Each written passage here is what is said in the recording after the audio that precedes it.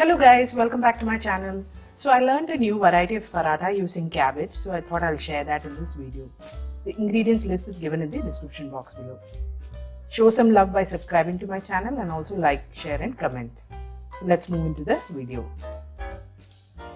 So I've got some grated cabbage in a bowl. I'm adding some salt to this, rubbing it nicely, and I'm going to let this sit for 10 minutes so that the moisture oozes out. In another bowl, I've prepared a basic paratha dough. For that, I've taken whole wheat flour, salt and some ghee. I'm mixing everything together. Adding some water gradually, and then we'll make it into a dough. So the dough is ready. Let's keep this aside. Meanwhile, the cabbage has oozed out the moisture, so we'll squeeze out all the water from it and throw it away.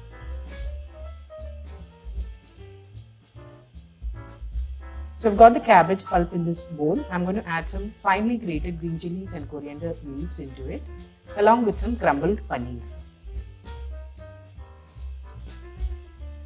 Let's also add some salt to taste. Mix everything together and the stuffing is ready. Let's keep this aside. Now I've made a peda out of the paratha dough. I'm going to roll it into a paratha. You can use flour to dust it and make the process easy. Now this recipe can be used as a lunchbox recipe or as a dinner recipe, so do try it. So the paratha is ready. Now let's put the stuffing in the middle and we'll just fold it into a semicircle like this and make sure the edges are nicely closed. Now let's put this on a hot tawa. Let's grease this with some ghee and cook it until it's golden brown from all sides.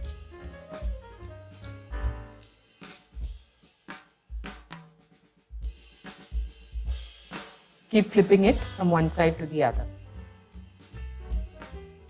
So the paratha is nicely cooked. Now we'll serve this with some raita and pickle. So do try this recipe at home and let me know in the comment section. I'll see you next time with a new video. Until then, bye-bye.